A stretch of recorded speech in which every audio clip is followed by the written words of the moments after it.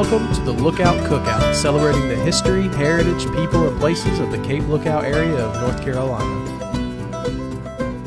This episode of the Lookout Cookout is brought to you by Above It All Studios, covering all of your video recording and photography needs, offering studio portraits, on-location shooting, HD aerial drone videography, and much more. Book them for your next family reunion when everyone's together. Schedule an engagement photo shoot to capture that special moment forever. Visit aboveitallstudios.com for more details. All right, guys, welcome to this episode of the Lookout Cookout. As always, I am one half of your hosting team, Levi. I'm also one half. Right? Okay, yeah. Math. No, you got your fractions right. What am I doing? Trying to do math. I just goof off and talking to a microphone. What do I know? How you guys doing? Thanks for joining us again. Welcome back to the Lookout Cookout. This is Opie. And we are very excited about tonight's episode, whenever you're listening to this. Technically, they listen whenever they want. So yeah. Could be 3 a.m. when you're listening to this. Spoilers, we're not recording this at 3 a.m. It's the afternoon right now. Though it does sound like we've been up all night usually when we're recording these things. What are those machines called that help you go to sleep at night? Oh, like the sound machines? I like to think that maybe somebody's lulling off to sleep listening to our sultry voices while we talk about nightmares. What are you talking? we just yammer on about nothing. But we actually have something to talk about this episode, like most episodes that we do. Usually there's plenty of interesting people that we have on the show. We're just not them. we're the lucky ones. We get to introduce you to the interesting people. Definitely. But on today's episode, we have Matt and Mindy from the Friendly Market in Morehead City, which we cover in the interview, but it's basically, if you don't know, Friendly Market is kind of like their umbrella company name that covers.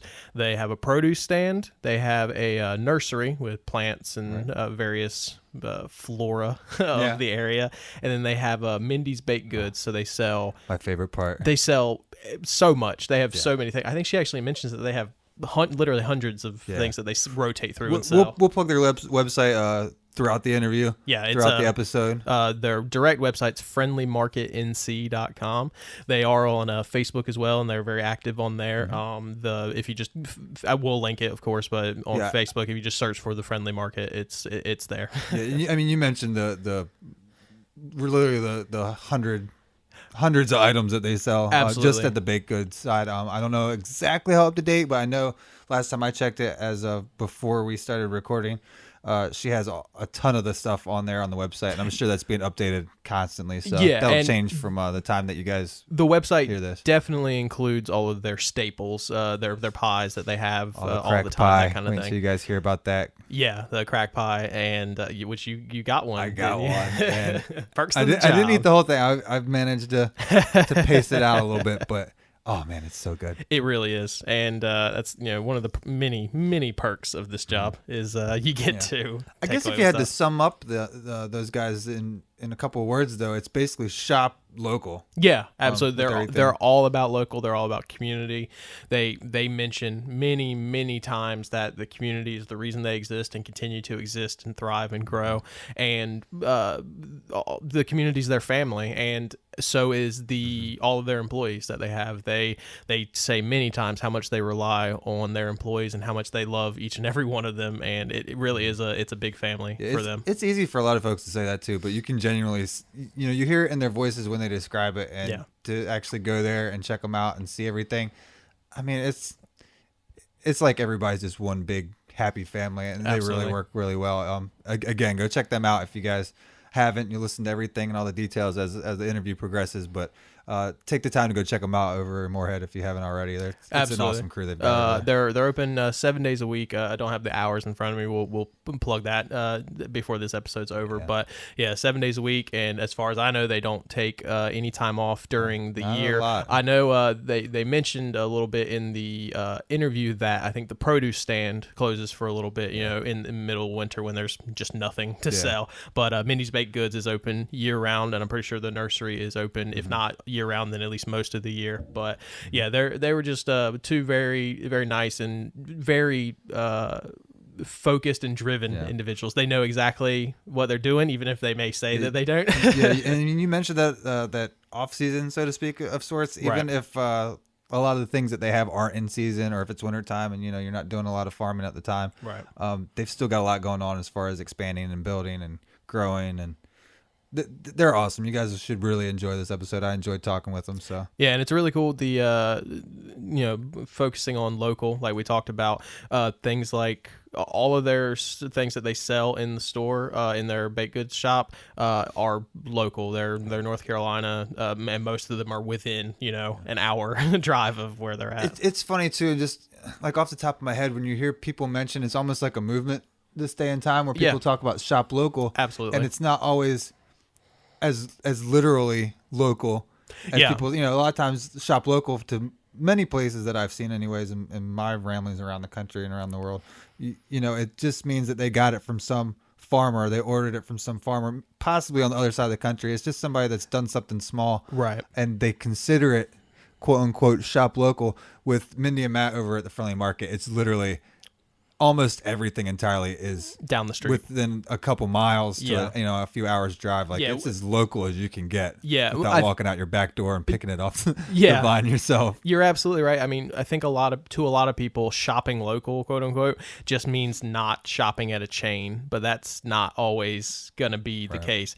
But yeah, something like this, I mean, you literally are shopping locally. You're buying something from Morehead City. You're supporting the local business, but all of the items you're buying are from the area, and most of the items you're buying are from very close to the actual shop. I think they talked about that everything they've got local farm raised eggs there. They sell grass fed beef, all of that. We cover this in the interview. Yeah, and they mentioned locations as well for all the farms and stuff. But I mean, the farthest they mentioned anything was a few hours away, and obviously not everything's local to this specific area. It's just can't be. They've managed to make it completely as local as you possibly can.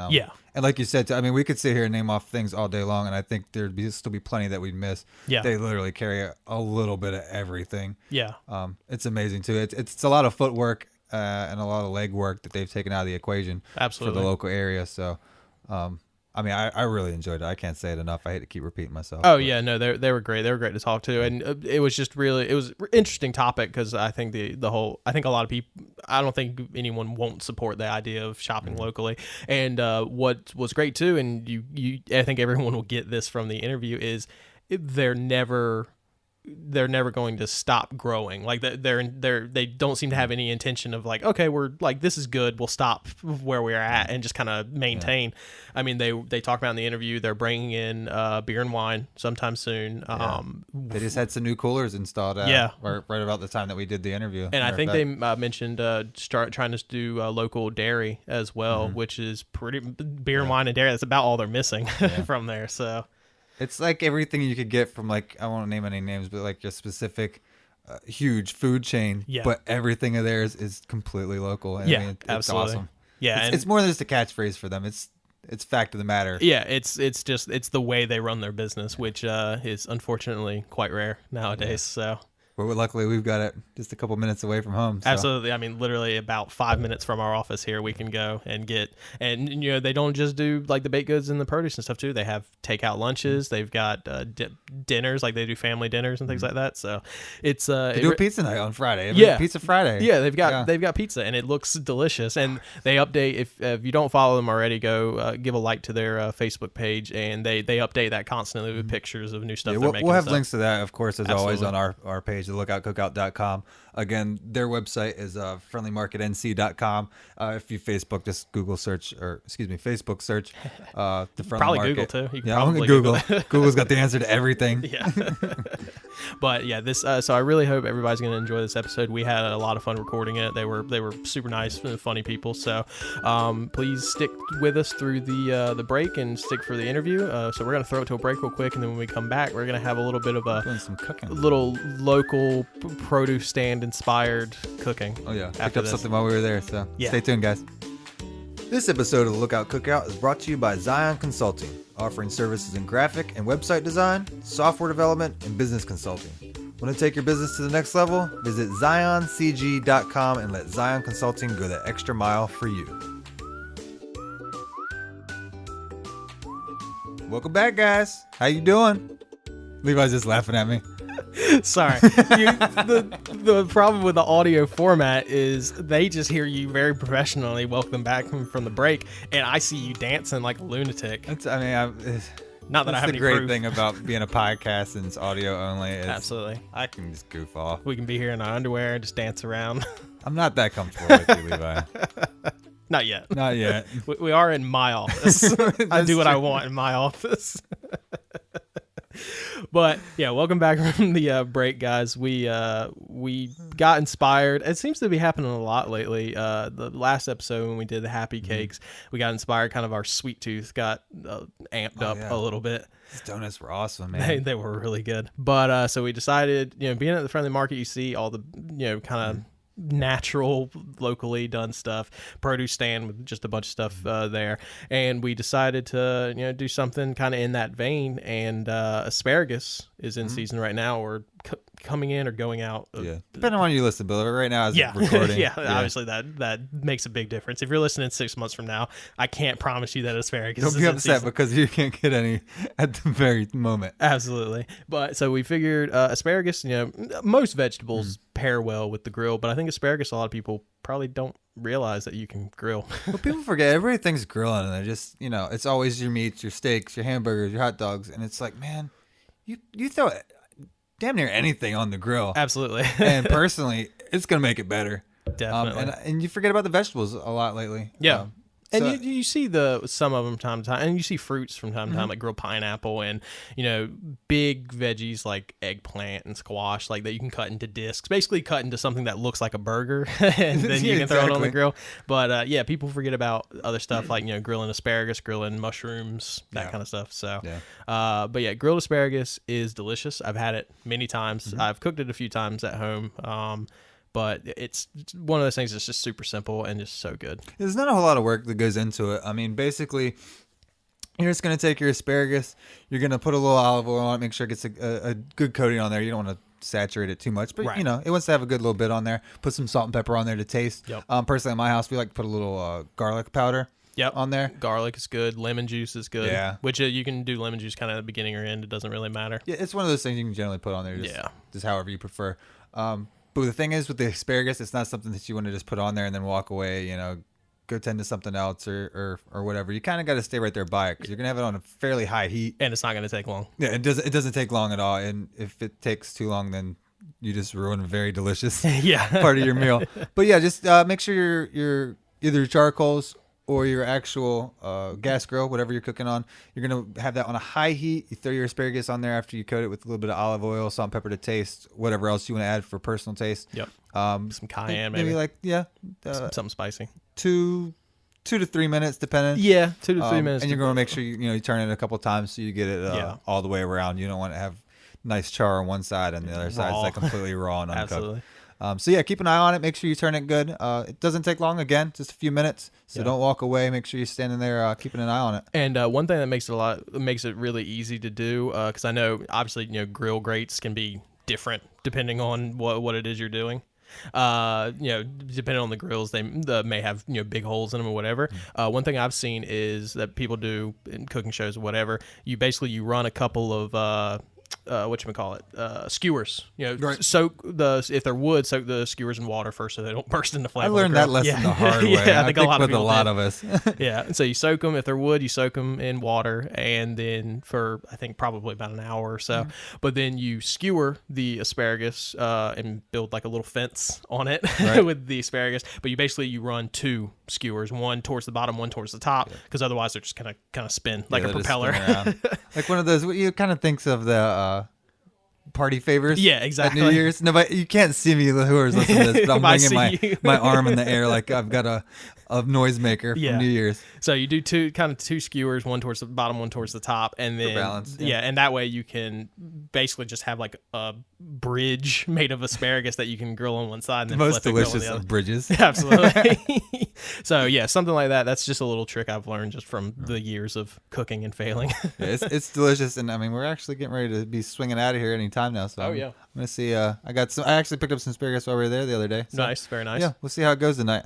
Yeah, I'm definitely going to have to give that a try. I'm going to probably swing by there this weekend and pick up some stuff. I'm trying to eat healthier, and this is definitely a way to do it. Eating locally, eating from farms that aren't corporately owned and things like that, and just trying to eat as natural as possible. And this is definitely a good way to do it, and delicious at the same time. Yeah, so it works out all the way around. That's the problem I think with people trying to be healthier is a lot of times terrible food is just really delicious, but it's easy to make healthy food that also tastes good. Oh, yeah. You just got to get the right ingredients and do it the right way. You know what? You can do it over at Friendly Market too. Another plug for them guys. Absolutely. All right, guys. But I hope everybody tries this. It's super easy. But we're going to throw it to another break. When we come back, we're going to go into the interview with Matt and Mindy from Friendly Market. Please stay with us. Stick around. This episode of Lookout Cookout is brought to you in part by IslandTraders.com, your source for the highest quality name brands and casual fashion. And not only does Island Traders have amazing retail stores in both Beaufort and Atlantic Beach, but now they also have a super clean and modern online shop that will blow you away. Shop online and take advantage of web-only specials, a huge selection, and even free shipping with orders of $100 or more. You can't always make it to the beach to shop at Island Traders, but you can always hit the website for some top-quality retail therapy, island style. So stop by IslandTraders.com and get some great stuff for you and your family. Island Traders, because island time is a state of mind. All right, so we got another exciting day here on the Lookout Cookout. We appreciate everybody joining us. I'll go ahead and get right into it.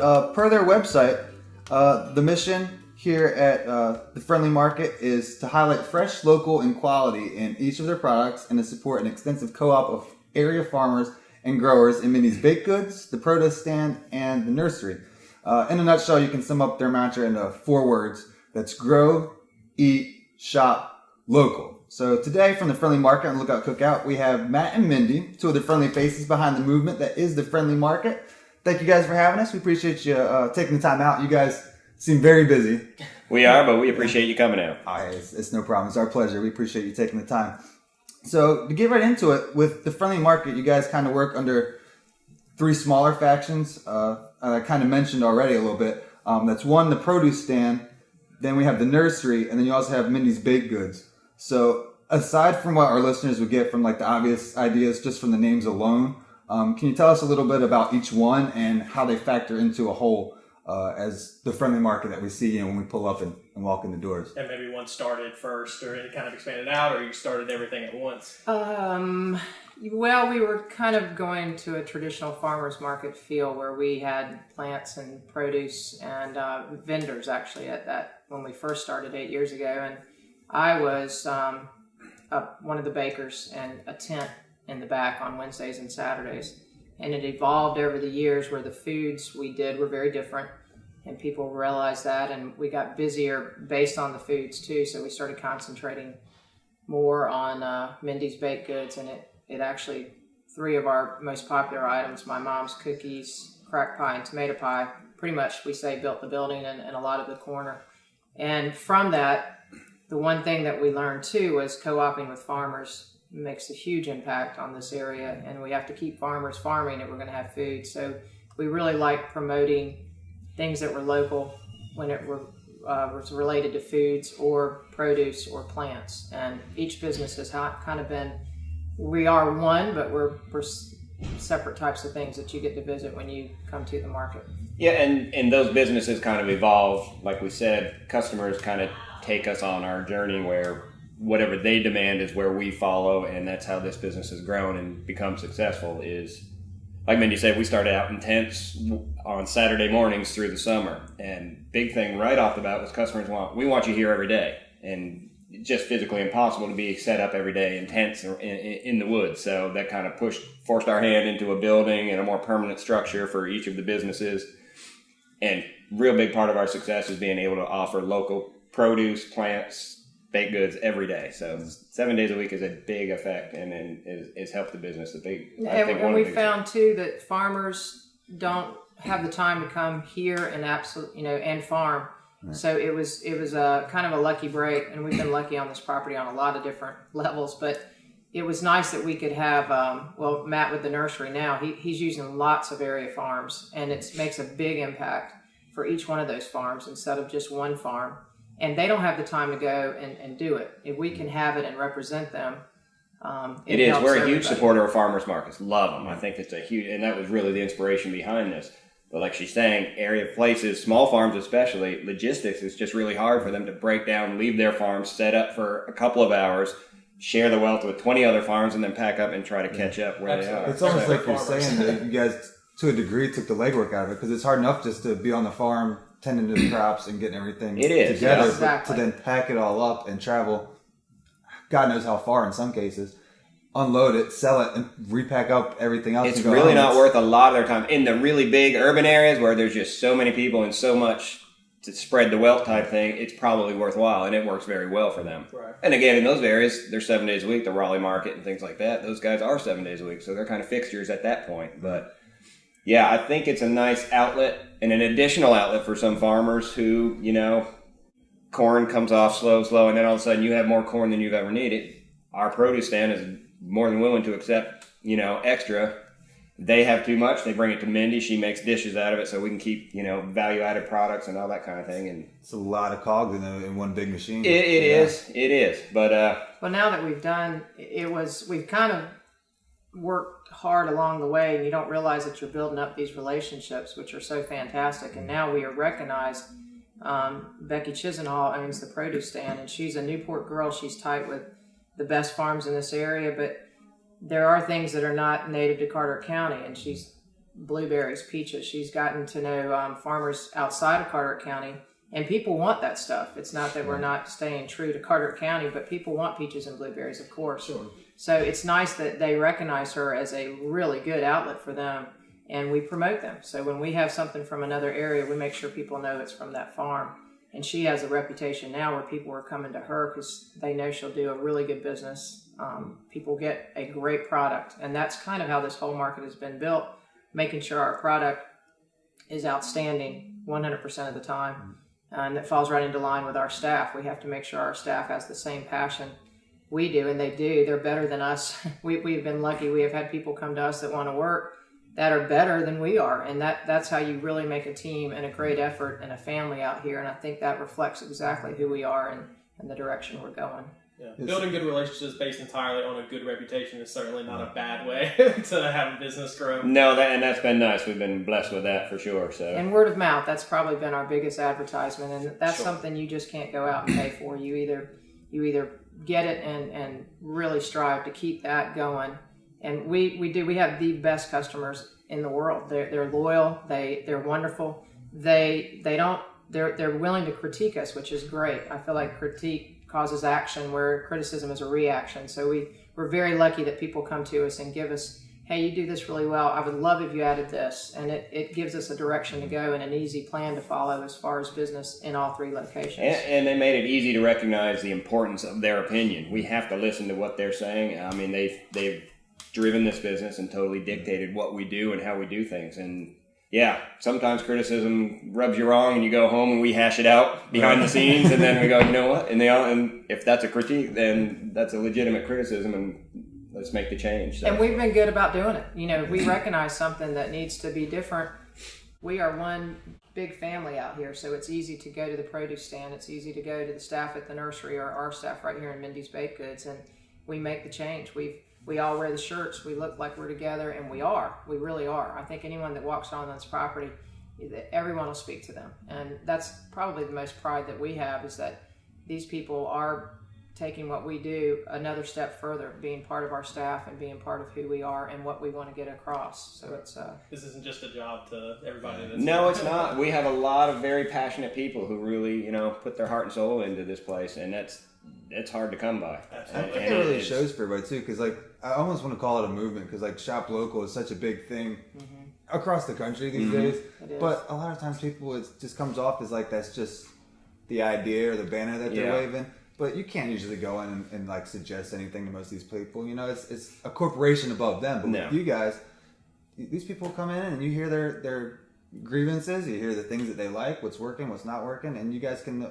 And you form relationships, and a huge part of this whole shop local to me is customer service, and that's why we strive to make sure everybody's taken care of here, and we try to set. There's so many businesses doing kind of the same things. You've got to separate yourself somehow. So when they come to the nursery, we have a staff that knows the nursery. We've got 3 or 4 people that they can go to, and a lot of other folks just helping that can guide them to the right people and make sure there's knowledgeable choices and answers to questions and that It's kind of more thing. than like some, a retail store where you just walk in and you ask the closest You're on your own. employee, can you help me find something? These people are knowledgeable, and I think it's the thing that people forget sometimes. We make sure we push that is it's the people. It's not just the product that keeps you going on a day-to-day basis, but it's really the people. That's a big part of local. When folks come in and ask about Mindy's stuff, her whole staff knows pretty much every ingredient to every dish, and if they don't, there's someone very close that does. So, and that's nice to be able to talk that way and we talk about that a lot too. I say that a lot on Facebook.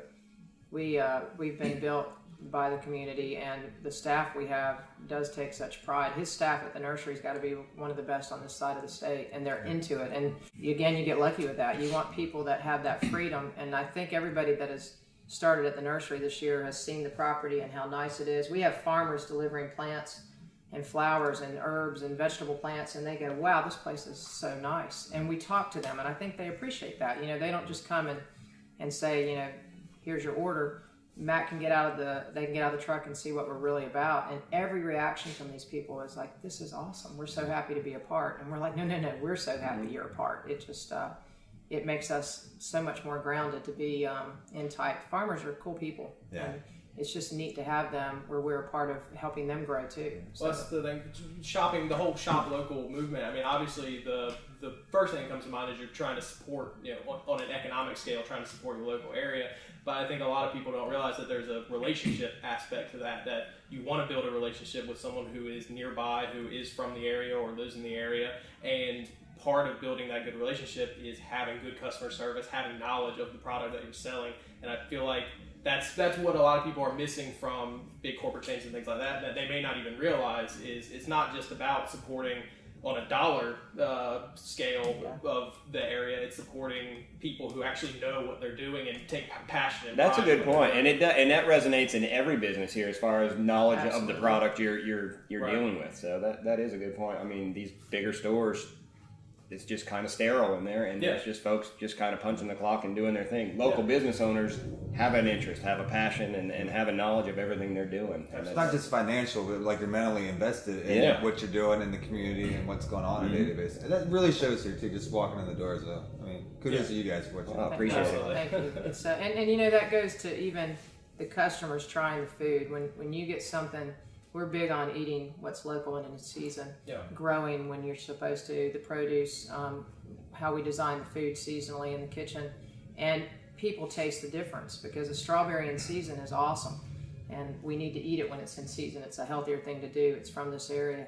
When it's not in season, that doesn't have that good taste. And it's nice to be able to talk to the produce farmer and she can tell you blueberries are almost in, or peaches, or squash, zucchini, the tomatoes. And then the customers know they can trust you and you're going to lead them the right direction. And when we say we don't have strawberries, we have a good reason. They're not here yet. They're not being grown yet, or they're not being, got to wait on them to be right. And it's a nice situation to be in where we learn too. We teach our kids. Our son has a garden over here.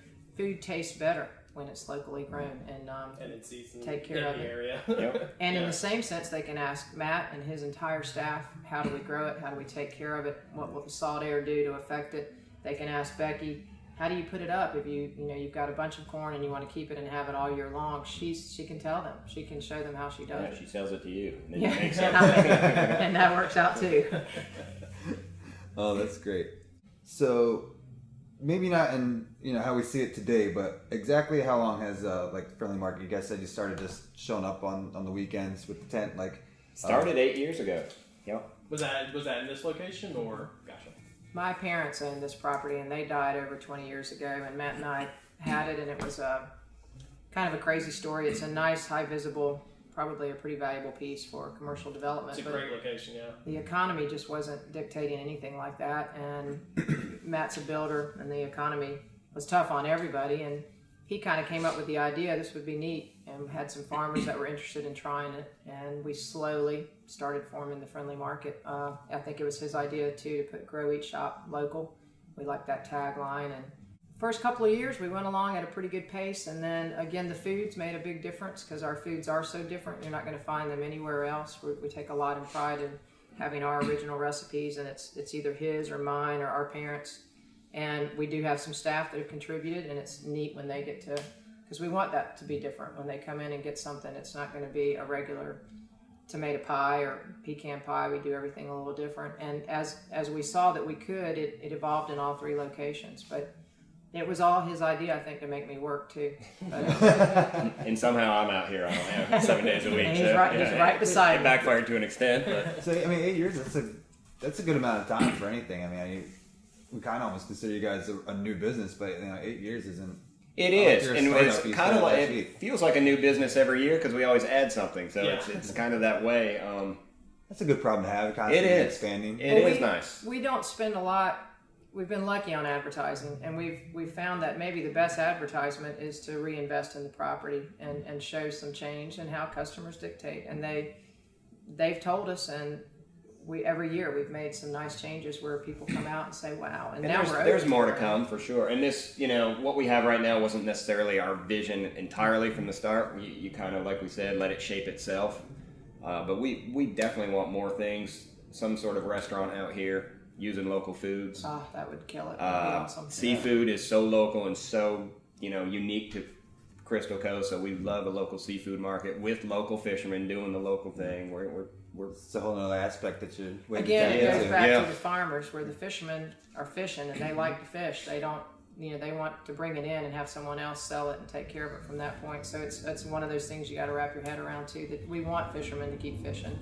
We got to figure out the people that could come here and take it from them and sell it. That's and right. Represent them right. They're fishermen and farmers, not merchants. So That's right. Yeah. Well, and they probably don't have a problem doing it. There's just only so many hours in the day. You physically can't do it all. They work very hard for what they are already doing. So That's trying right. to get them to have to do something additional. Yeah, it would be so nice if they happen to have a market that they can come to. So it's funny the comparison too, because whenever I spoke to friends, that aren't from the area or aren't familiar with where I'm from, and I try to describe it like, if they're familiar or have family involved in farmland somewhere else, I'm like, well, where I'm from, it's kind of the same thing as any other farmer. We got fishermen. They're like the farmers of the sea. That's right. That's exactly right.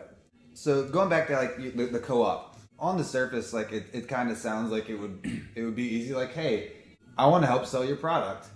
Can we sell at your store? Oh, sure, no problem. It sounds easy, but take me like in the beginning when you first started getting the ball rolling for like how easy was it to get the co-op going and get these farmers on board with what you guys were doing? To build those relationships. It was a little bit not tension or anything along those lines, but you kind of had to play it carefully and still do, because one farm wants to be your go-to farm for this, and then you don't want to step on other farmers' toes and say, well, we already got it from so-and-so, well, why did you do that? So there is a delicate balance you have to try to play as best you can.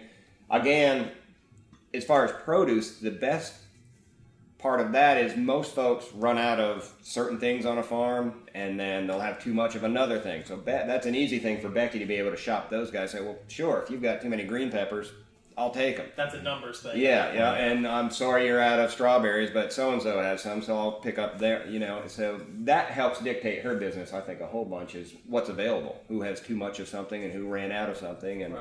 And she's good about trading between farms. She'll go pick up from other farms and bring them, supplement, some people along her route, which is a big help. It's like it's back to those relationships. It may not be something that involves her or you guys directly or even them, but you might know somebody. Yeah, it's definitely a network for sure. And a good example of Becky helping out some local farms last year was the strawberry blight we had. We had 20% of normal production in this area. All the strawberry plants in Carteret County were affected. So everybody was down. Becky went out, hit the road, went to Seven Springs and Wilmington area and things like that, and picked up strawberries. Called all the farms she deals with locally and said, hey, can I bring you some? So, there was some networking there and trading going on. She could drop off strawberries and pick up whatever they had. And so that, I think, helped in a long way form some relationships she needed. So. Becky's amazing, and she's doing such a high volume. I think the farms now really appreciate her. So she did a lot of the legwork to make those relationships work, like Matt said, going and getting something that we didn't have here. And another thing she does that she totally gets about this market, there's some things you just have to do. You may even lose money on it, but the customers appreciate it, and it'll come back in so many other ways. she drives to Nahunta to get their pork products, and people love that. Mm-hmm. And I doubt she makes a dime after going back and forth. No, but it brings folks in to buy that. Yeah. Somebody buying bacon might buy a bag of peaches while they're there. So but she gets that. She doesn't stress over that, and she likes to represent what these people want. And when they tell her they would love that kind of product to be available, she goes out and gets it. And then she forms a relationship with those people at Nahunta. And Matt's doing the same thing with plants and the food. It's pretty easy. We do such a high volume of food, and some people want to be in with us that we won't take things that we do. And like I was telling you guys, we don't do something that someone else does well. I just don't find a reason to copy somebody else. But there's plenty of food out there to do. But for instance, honey, it's great to have where they want to come and bring us the honey or eggs, fresh eggs, and honey, and even Mamacita's chips have exploded here. I'm phenomenal. It's just a corn tortilla that is it's just the best amazing. chip you'll ever eat, and we're very proud that we have it. We think I know we were a huge factor in him being able to open his own place down. He's down 24, and he's opened his own place now, and I think. The success here. That's something like you said. It's a simple idea, a chip, but nobody else is doing it around here, so it's unique, even though it is such a simple item. Really good, and it's super popular, and it's opened up an avenue for Mindy. She's got 10 new different types of dips that go with these chips, and it's just kind of a one-hand feed. And that's fun because we like to let people try our foods. It's hard to describe. We have like a blue collar dip, and I don't think anyone else has ever had anything like that. We were just featured in Edible Piedmont magazine. They're really cool people, and we gave them a version of the recipe. It'll come out good. It won't be just like ours. But when people come in, they can try that and the chip. So we're promoting somebody else too, and Mamacita's chips, which are outstanding, and we help each other. They love the chip and the dip. They usually buy both. Or Matt's chicken salad is our #1 selling item with a bullet. So it's nice when we have that kind of stuff. Where people we like when people Saturdays we do samples, and they can find out all the things that we make, and you can't always go into a store and say, "Can I try your chicken salad?" Here we can let them. Most places you walk in, and if you try something, you get home and you don't like it, you're out. All right, that's number of dollars, but at least you guys can give a sample and then. Yeah, we're not afraid for them to try it and look us right in the eye and say yay or nay, and that comes with having a little confidence. Yeah, it does. Your stuff's good. So. Nice to have a little swag in your stuff. We have a hardcore group, though. I can guarantee you, when we go down there and create new dishes out of all the things we've got down there, we have over 100 very unique recipes. There's thousands that didn't make it into the store side, and we have we have a very honest group. Our children will tell us straight up. He's my #1 because he'll absolutely say no. The staff. Dances that line like, do I want to not say this is good? How much do I like my job? Right. And we let them do things too. We've got a wonderful baker that does a lot of gluten-free, Barb Backman, and she's been fantastic with us. And it's neat to let people have that freedom in there, and it gives them a lot more fun too. Yeah. This reminds me, as a kid growing up, maybe it's just my opinion, but I think everybody's family's got their grandma or their mother or their aunt or their cousin. Somebody's got that secret recipe that only their family knows about, and it's like you come here and you get to try. That's right. All of those. That's right. Yeah. The entire storefront. Yeah. His mom has recipes in here. We've got a few. Yeah, there's a few from folks that have been nice enough to share them, and darn if they aren't good. And we take advantage. So.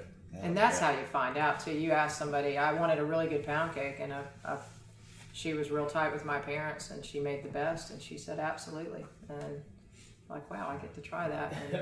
And the sense of community. It's overwhelming. Because again, everybody waves that local banner from time to time, but you guys are living and breathing it and pushing it. And you have to. It shows. You do. Well, and when it's a passion, it's easy to come to work, and you feel good about what you're doing. And you said something about confidence earlier, you have confidence in the things that you sell and the things that you make, but it's not even self-confidence necessarily, because not everything is y'all's recipe. No. Everything stuff you make. It's a community confidence. That's right. You have confidence in the people that you work with and have relationships with. That's right. You value their opinions, and when you know a product hits the shelves, whether it's Mindy or the produce stand or whatever, you have confidence in that product because enough eyes have been on it, and enough opinions have been. And we're very careful too, because we do have that where customers trust us right off the bat. If we put something out, they're expecting it to be absolutely just like the nursery. It was expected to be at the level of the produce and the baked goods, and it is blown people away how nice it is. at worst, it's one of the nicest walks in the county. You can just get out of your car and walk around. And maybe the most rewarding thing to me out here is talking to people, and I'm really good at that. But people love to tell you stuff, and they love to say they appreciate what you do. And we have such a good relationship with so many people in this community, and people that visit, all summer long. We're getting ready to see a whole different group of people, and I can't wait. We've had some amazing customers over the years, and it's really dictated which direction we go and how we listen, and it's fun. I mean, when people come in and say, hey, I love this, and this spring has been just overwhelming how many people come in and hug us because they like the nursery in the area, and the staff that he's got over there are so recognizable. And the same with Becky. People cannot wait for her to get here with her produce, and she's so funny and charming and so passionate about it, and she's from Newport. She's a riot. And we love her. We adore her. She's great. And she's the same way. She's like a rock star. People want to go over there and talk to her. And, how did you make the turnips? And she boiled peanuts. She's into all of that stuff. Today's episode of the Lookout Cookout is brought to you by Lookout Adventures. If you're looking for a less crowded fishing excursion, if you want to hop from one of the necks to the Outer Banks' most beautiful barrier islands, stay on the boat for a personalized dolphin watch, or maybe just you want to book a private sunset cruise for you and that special someone, let Lookout Adventures be your guide. With many full and half-day options to choose from, there's an adventure waiting for everyone. For pricing, gift certificates, and more information, visit lookoutatadventures.com. We've been talking about her a lot, and let's take a second to toot her horn, because I don't know if we've covered exactly who Becky is, and she sounds like a very integral part of... I could probably get her up here real quick. She hates interviews, but... if she's busy, let's give a second when she can listen when we actually air this episode. Let's toot her horn a little bit. What exactly is her part in what you guys do? What is her? She wakes up in the morning and she goes to work. We actually had a produce farmer, several years back, and she came about this place by helping him on the weekends here. And long story short, he just ran out of time, effort, everything, and so Becky came to us and said, how about instead of one farm representing, I come to you. I'm the local Newport girl. I know all the farmers and good with them. I can co-op this, be sure we're well stocked, have everything the county has to offer it throughout all the seasons. And she really came to Mindy, and you guys hashed it out. I didn't know Becky that well, and I'm from here. She sung her praises to me. So Becky was a year behind me at West Carter, and I had always known her, and I'd always thought the world of her. It's in this day and age of Facebook, you get to know people again all over again, and I had not really seen her in years, and I knew her work ethic. I knew the type of person that she is, and I'd always admired her, and just Becky was somebody I believed could do it, and it was a huge undertaking. She's just come in and really knocked it out of the park. She gets it. She loves it. She's like us. She lives it. And I think when you're living it, it's a lot easier. She enjoys it. She's passionate about it, and she puts endless hours into it. It's almost like you mentioned earlier. I mean, when you enjoy something so much, it's almost like you're not even working. You're not coming up and going. You're just living your day and spreading the wealth. And she has the farmers back. She loves the farmers. She loves them. Her dad farmed. Her dad still does some flowers for us. She has an amazing parents and family that supports her, and she wants to represent these farmers just like if they were here talking. She's personally invested. It's not just their name on the line. She's recognized. It means everything to her. For sure. And it's funny, success, you kind of always go to this money side of things, and everybody has to have it to get by. I'm not sugarcoating that, but she understands the success and the value, again, is that you've done good by the people that are the most important to you. Wealth is sometimes so much more than just monetary Absolutely. amounts. Well, and again, like you're touching on, if there's wealth to be had, which we don't know yet, we're hoping maybe. Doesn't hurt when you can get that. It doesn't. You focus on the success and the popularity and the customer appreciation, and hopefully that kind of monetary stuff falls in line eventually. And you just can't be fixated on the bottom line as you move forward and progress in your business. And you just hope this year was better than the last, and you've made new customers and you've formed new relationships, and you just, if you progress, I think in the end that kind of falls in place. Definitely. Well, and she does. She gets it like us. It's motivational to have where you help other people, and you can see that you can, and it's nice to do that. And another thing she gets is the effort it takes. I mean, you come out and everybody's hungry in the spring. It's been a long winter. We've spent money all winter. We got to get going, and then the people start showing, and it becomes a frenzy and you love it, but it's a marathon. This is not a, come August, we're looking at each other and we're dragging and you got to push through. And Becky recognized that, and she was able to for the last few years. She's very good to her staff, and they work with her, and it's long days out there. It's and hot. The spring is great because it's super popular and the weather's perfect and everybody's happy, and it gets tough later on, July, August, September. It's you're in the Well, as much as doldrums. we're talking about crops and farming, I mean, really and truly, there with what you guys are doing, there's no off season. No, there isn't. There's just a slow season. There is, yeah. Well, we stay 7 days a week right through Christmas. Yeah. Mindy's Baked Goods did not see it this year. We stayed open. We've never done that. We've done renovations. We've tried to work around that to keep going, and we came up with an idea that pushed us with the meals that Matt had the idea of a meal once a week package to go where people just come and get it, take it home, and it's gone crazy. We cannot do enough. Yeah, from everything I've seen, Facebook, things like that, it's immensely popular, which is... It is, and that pushed right through the off season where she's been open 7 days a week since last year. And busy. It's and like that idea, that's kind of how we've done this whole market. That was a great idea, and from it we've learned that people like to come in and grab a lunch that we've packaged and ready to go with our foods. They're unique. It's good. It's somewhat healthy. Most of it is healthy. If you don't add a cracked pie or something to it, too. Which is difficult to not add. In our off season, in the nursery is going to be spent. We're building some greenhouses back here, and we're going to get growing as much of our probably focus on herbs and vegetables here in the greenhouses, and then some annuals as well and hanging baskets. But that's going to be that starts when everything that's else. Kind of like where I mentioned that off season or the lack of an off season comes through. Like even if you're not growing any particular whatever, you're building greenhouses. You're building this. You're growing things. The retail aspect may calm down through January, Right. February, but it's not like the behind the scenes isn't happening. Yeah, you so. still got things going on. Yeah. Well, and produce could probably get more year round too, putting up crops and stuff that she could have year round and focusing on seasonal type stuff like pumpkins and going towards Christmas. So we are beginning to understand that we could be open a lot longer. The store and the kitchen will stay open year round, and the nursery for sure. And the nursery, and we'll just keep it as we can open when it works best for everybody, including Becky. She needs some time off after the year that she has because she does hustle. It's a lot of work over there. You got to recharge your batteries.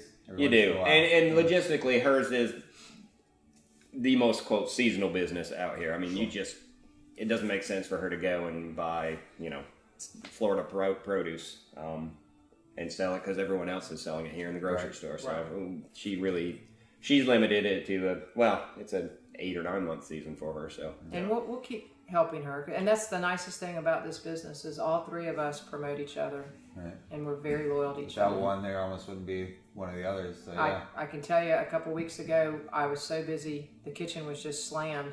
I borrowed some of his staff to come in and help. We had people washing dishes and helping us package, but it's neat to have that feel. If Becky needs us to do something over there, shuck corn or unload a truck, we have a huge staff. We can help everywhere. And it's neat when you're like that. You do feel more of a part of the team. It's great when everybody just feels that sense where like maybe that's not their day-to-day, task or whatever. Yeah. But to run over and help when needed, like.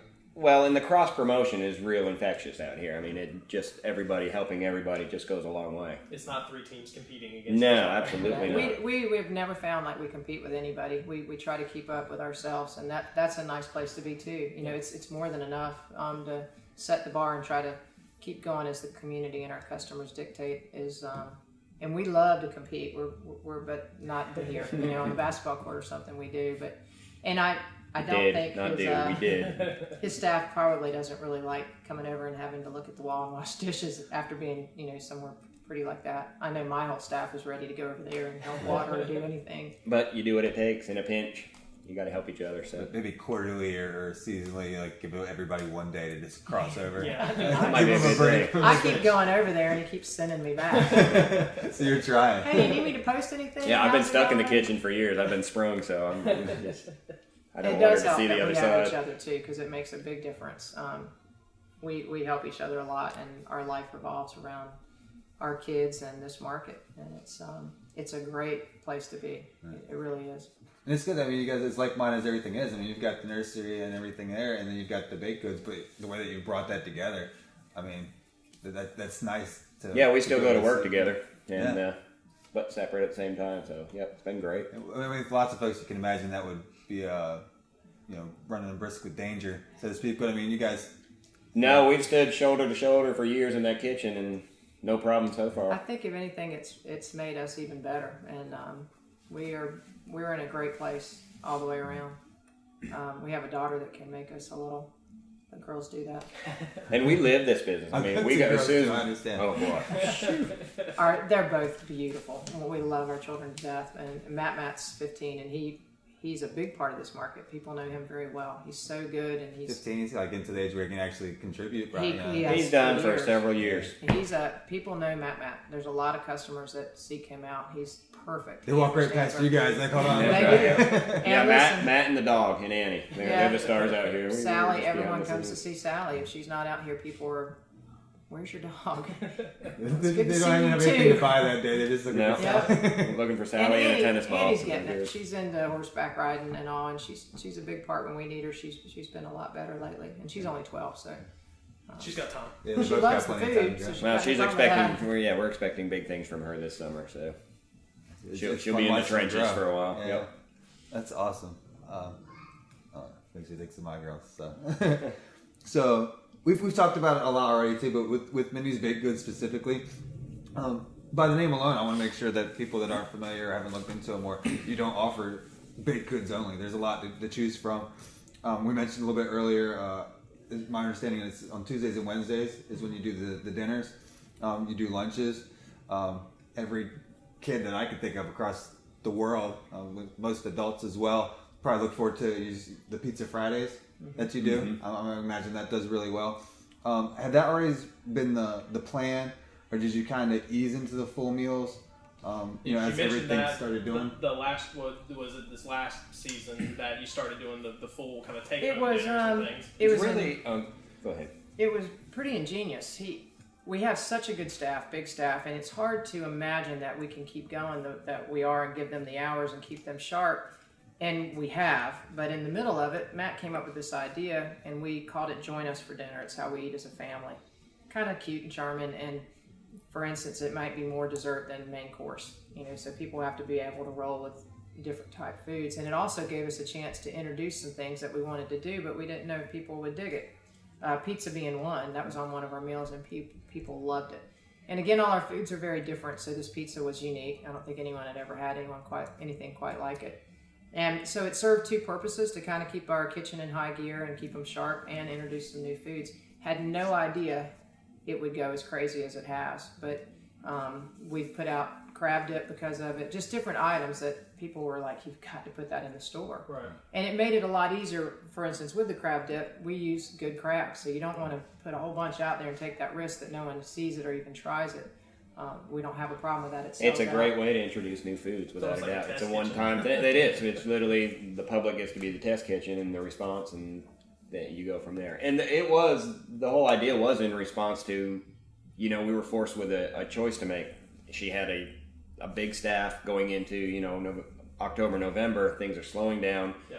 Do we start cutting staff, cutting hours? And, we got a lot of folks that, depend on that. So we said, how are we going to keep them busy? And that was one idea, and it hit a home run, and it's working great, and it kept amazing. The kitchen rolling. I mean, and it's so different from what anyone else does. People like to, and we're that way. We don't ever have any time. We wake up, we come here, we close up, and we go home. So we don't ever get a chance. I'd love to go out. I think the restaurants we have here are the best anywhere. The county is full of wonderful chefs, and we just thought, what? Maybe people kind of dig what we dig, and they would like to have something to take home. We try to make sure that this meal is something that is packaged right. It'll keep at least for a few days, if not even a week, so no one has to rush to eat it. We do a pretty good portion, so they've got plenty. And I love our staff. They are the family, and I wanted to keep all of them and keep them happy, and we had no problem. It went crazy. No, everybody kept working, kept their hours, and it's it was almost great. like in the beginning, like you kind of did it out of necessity to try and keep everybody together. Yeah. And then it just... Well, and a lot of these, there are just a ton of seasonal businesses in this area, with tourism and everything else. And our problem is when you get a team that works, if they go away, we'll say, well, we'll call you in the spring. A lot of them, if they're that good here, they're going to be good somewhere else, and you lose them. They go off, and wherever they go is going to want to hold on to them. That's right. They don't come back, so we recognize the importance to keep them right here and this keep them kitchen working. we push. It's everybody wears running shoes and running shorts. We have a nice temperature in there all the time, but it's hard work. It's you never stop moving. So when you find people that can keep going with us, you don't want to lose them, and you want to take care of them. And I'm in the same boat with the nursery. That's going to not force us, we wanted to anyway, but we're definitely going to put greenhouses in and start growing through the winter because, I've got a couple of folks, Adam Fagiano and Christine Barnum. I mean, they phenomenal. Just a wealth of knowledge and experience and personality, and they just know this business like the back of their hand, and they're good at it. I mean, phenomenal at it. Have Glenn Howell, who was the FFA teacher here at West Carteret for very, very 40 years, 35 years, 40 retired. years, just retired, and he's come on, and he's another wealth of knowledge and a great seed guy, and he just knows varieties that no one's even heard of. So it's going to be great to bring these guys in the off season and be able to keep them working and keep them right here focused and come up with some cool products for next year. And unfortunately, I think y'all are kind of in the minority when it comes to that. Of everybody does have in this area, any seasonal area like this, you have a high turnover rate with employees. Most places just don't bother trying to keep all their staff on. But I think that really is a testament going back to this is a family. So when you get your family together, you don't just start kicking people out. And it's maybe not even a question of they don't bother to try to keep them on. A lot of folks are handcuffed in their business. We just have a lot of avenues and outlets in our area and at the market. So we're able to juggle some things and make things happen where people can stay. We've really not gone to get anybody, which is amazing. The staff has come to us. That's a testament when people come and knocking down your door. I've got 45 people on the list right now trying to get to the nursery. Yeah, I get it every day. Maybe I don't stand a chance. I know, you too know. No, it is neat and I know when somebody comes in the door. These people that are with me in that kitchen, and I say they don't work for me; they work with me. We are one big family. We laugh. We go through a lot of stuff. One of our best just had a baby on Tuesday.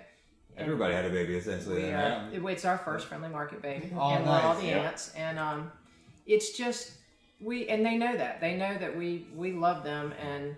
I love that they're here, and I go to them I want them a part of everything that I do in that kitchen. And then, I walk out to go get kids after school, and I don't worry. If we go out, if we get to take a vacation, we know that it's handled, that these people are proud to represent the friendly market, and they are going to take care of everything that we've built. So it's neat. Totally invaluable. That's nice for everybody all the way around, because I think everybody's had some kind of employment at one point or another where you just know that you're just kind of there and they don't care about you as much as they could, or vice versa, where the employees, as the owner, the boss, manager, not everybody's as invested as others. So it's nice to hear that everybody's on the same page. It is, and we got to keep reminding ourselves that how important that is. We don't exist without that. I mean, they don't exist without you guys. No, they know our kids. They know we're going to everything, take care of them. So. And it's all the way across this market. It's cool. One of them got engaged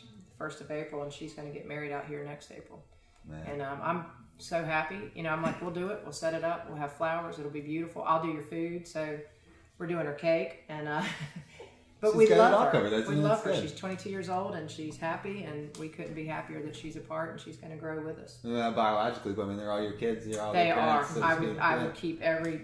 It's funny in the kitchen. We have, and kind of outside too, we have a lot of younger people that have been with me a little while, and in the last little bit, an older crowd has come in, and it's neat because some of these people just want to be a part, and I think it's not that they're not working for the money, but they don't care. They love it. They want to represent the market, and they want to be a part. And they've done their thing. They're not doing this to make money or pay bills. No, but they're providing knowledge and calm and experience and guidance to the younger ones. And it's been a really good combination of people where young and old kind of mingle, and they're getting the best of each other. There's no way I could ever pay them what they're worth. There's just no way. They are so valuable to us throughout the whole market. And that's when you've got really the best people, and they become family. And it's back to wealth isn't always a number. A lot of times it's knowledge and community and family. It so is. That's awesome. Back to the Mindy's baked goods. I'll make sure I plug you guys' website for anybody that doesn't know. We're gonna. It looks like you guys update that list fairly regularly. Go to the website. It's friendlymarketnc.com. There you can kind of check some of the items you offer. I won't go over the full list of everything. I'd be here all day because you guys got some delicious stuff that you offer. But some of the things that kind of caught my eye that I was excited about was that jalapeno pepper jelly. Looked awesome. I've got a bit of It's on the Braswells. a heat taste is kind of my thing. I like that one. The queso you already mentioned. My wife loves dips and the chips, Right. so I'm probably gonna have to snag some of them before I leave today. I also heard something about you guys offering grass-fed beef. Mm-hmm. Is that a new thing? Is that something that you No, just we've started had it. trying? It's a farm out of Snow Hill called Rainbow Meadow Farms, and they do all organic, free range. We have chicken, pork, and beef from them. Turkeys for Thanksgiving we can get. Yeah, they do great sausages and ham or bacon, things of that nature. All from that same farm. All from the same farm. Great operation. The Couple little ladies that come down in their little van once a month and load us up with product, and yeah, they just all family.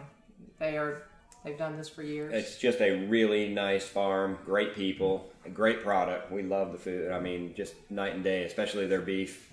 Just telling the difference when you eat that versus store bought. It's Right. just and again, those are the relationships. it is the grass fed. It's just richer, darker. It's great. Yep. Well, that's what I like so much. I mean, coming into it, if not knowing anything, you expect to see a couple niche items, or you got a little thing over here, or like check this out. But you've got all your bases covered. I mean, you've got the meats, the vegetables, the pies.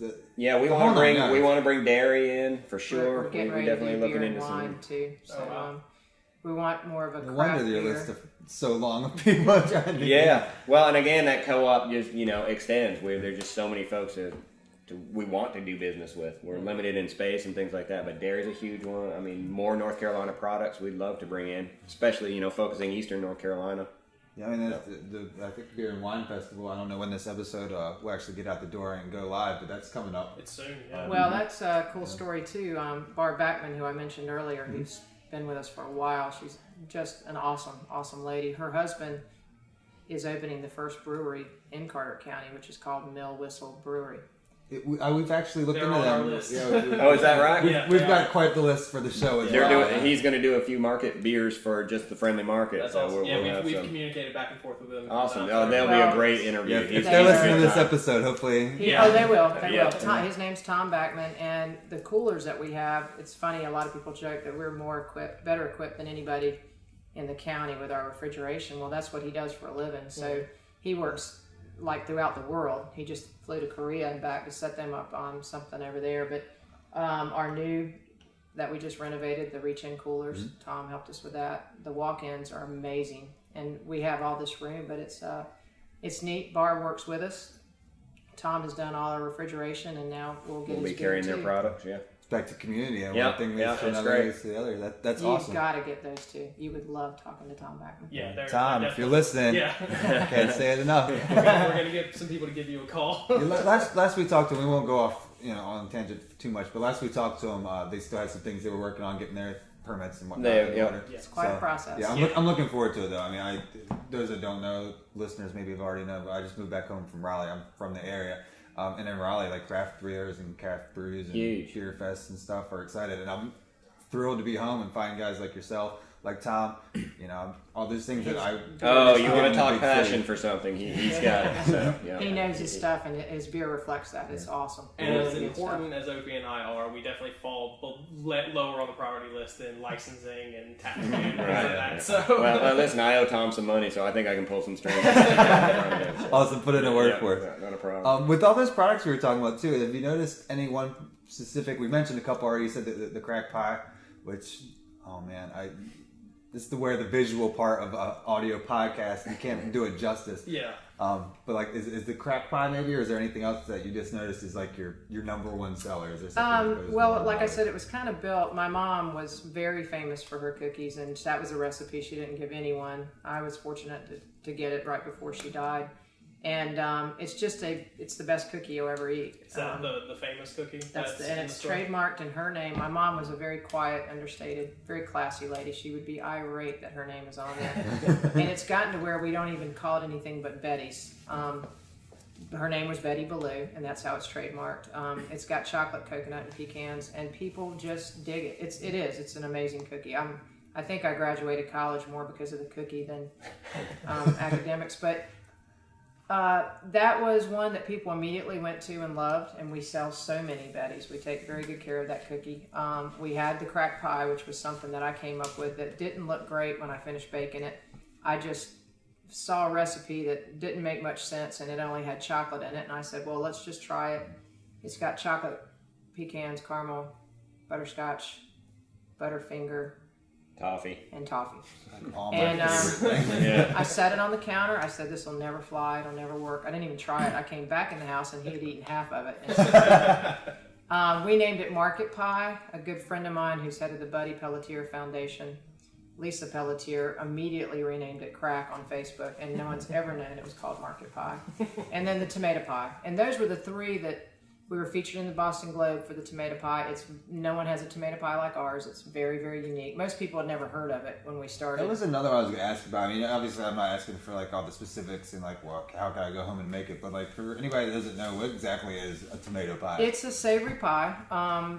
It's got tomatoes, a little bit of onion, a really good high quality sharp cheddar cheese, our house mayonnaise, which I think is very unique, a seasoning blend that my mom, it was hers exclusively, and then the topping, we call it trashy topping, and it was something else that she used on a few different casseroles growing up, which is Ritz crackers and butter. Almost like a crumble. And that's what we put on to finish it. It's really good. That was another very lucky recipe, and we bake it. It helps preserve it even more. It's something that will keep a long time. It's good for breakfast, lunch, dinner. It could be an entree or a side dish. It's, again, another lucky. I just thought, no one's ever brought a tomato pie anywhere in this county. Yeah. When we opened, I thought I'd try it. It cost more than I could charge for it the first few times I made it. And I thought, Lord, we'll never keep this. Hence the name. They have it one time, though. They got to come back again. It was crazy. Like, I would pull up with my truck. I think the first time I had 4 pies. They sold like that. The next week I brought 10. And, a couple weeks into it, I was bringing 70 or 80 pies. And they were selling before I could get them out of the truck.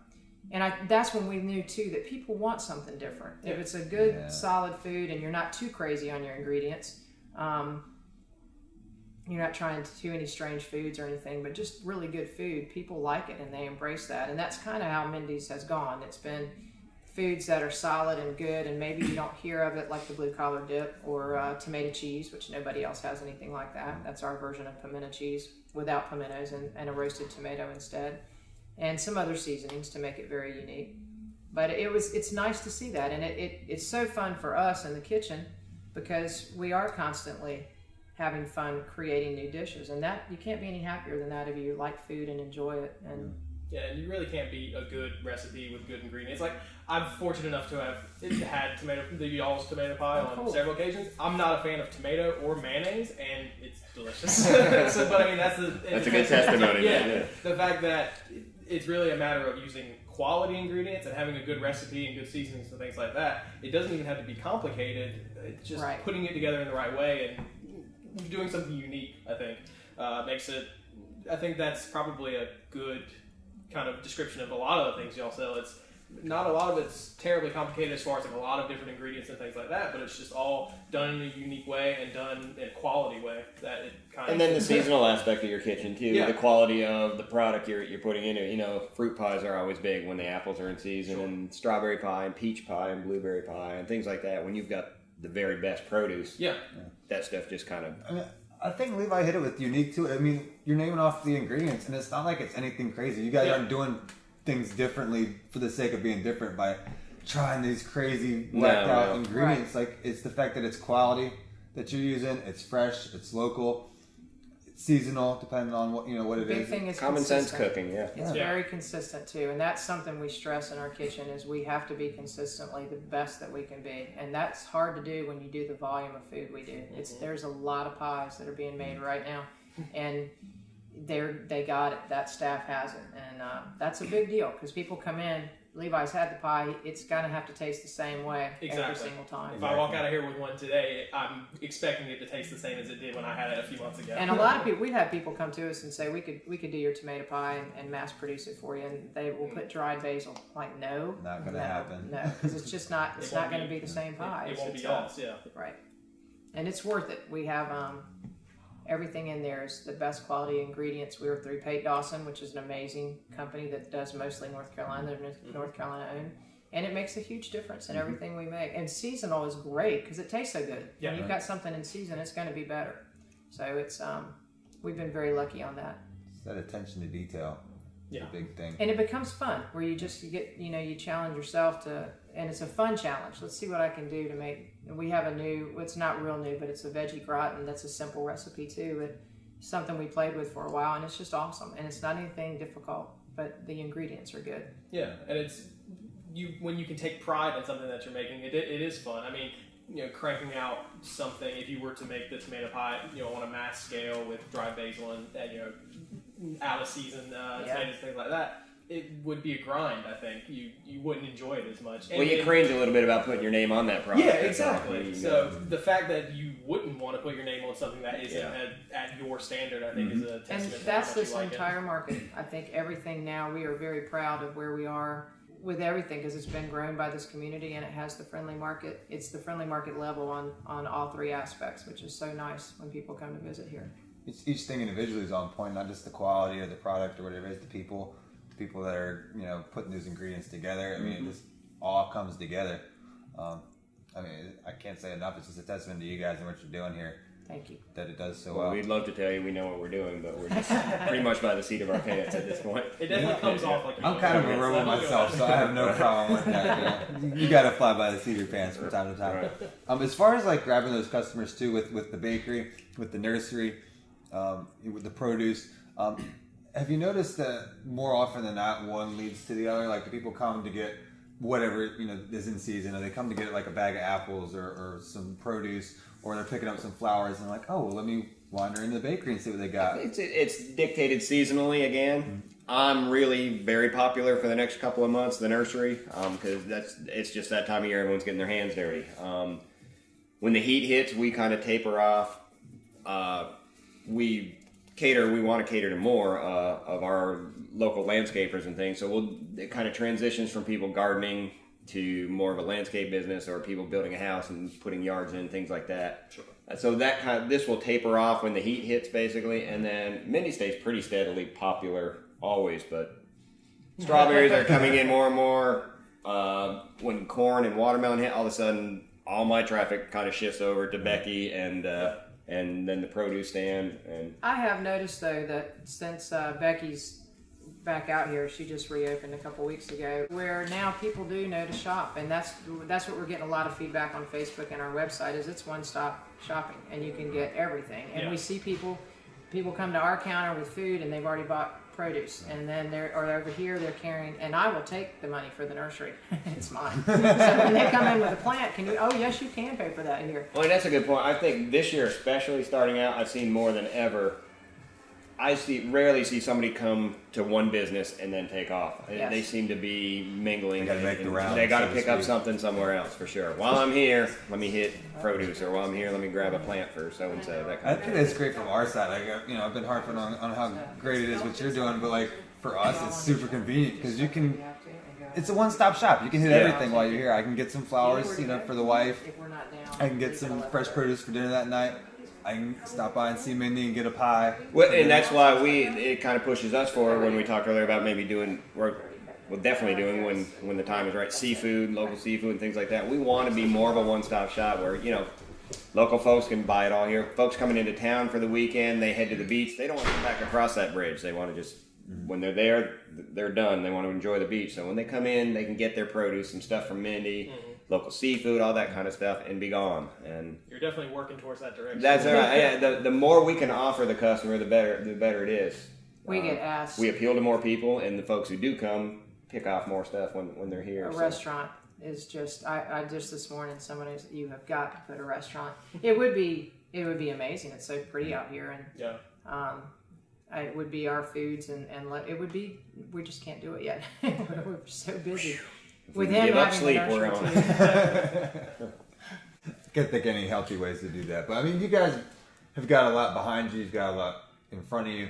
So I mean, we'll be backing you up as far as I feel like you'll get there one day, especially if that's what you're working towards.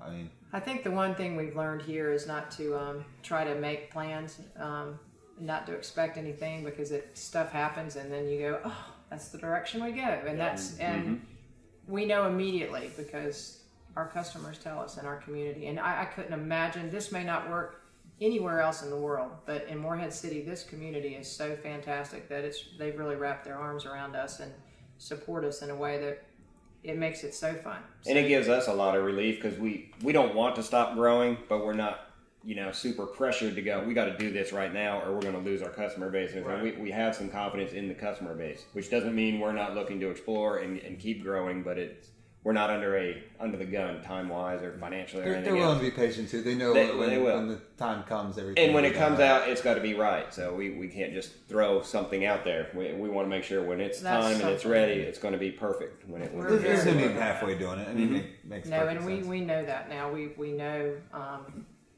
We know how we have to present it because it's us, and we feel that. And I don't want anything if it's not at the level that everything at this corner. No, having a restaurant for the sake of having a restaurant just doesn't work. It's got to be a vision and come together. Maybe an ice cream stand to start, which would be.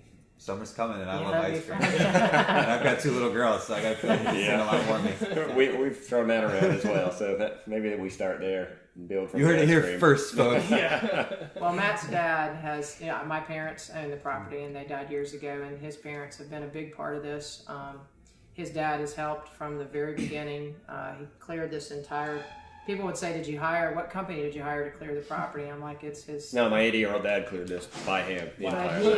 He passed away in December, kind of suddenly, and he had so much passion for what we do, and he loved this property. And the one thing he really thought we needed was ice cream, because he loved ice cream. So that's something that we will always keep, kind of looking forward to maybe doing. And that's always in the back of your mind as a possibility. Well, I grew up north, and he still lived in New York, and that's a passion up there, ice cream. They take it serious. You don't drive 2 miles in any direction without hitting an ice cream stand. Let's talk about it a little bit, because we're kind of starting to wind things up. And we've talked so much about the business and everything you guys have going on, and you're also busy.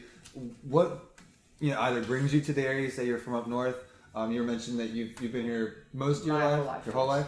What is it about the area that either brought you here or keeps you here, or what's your pride of the area? Well, I'll start. I grew up in northern New York, but I've been here 25 years.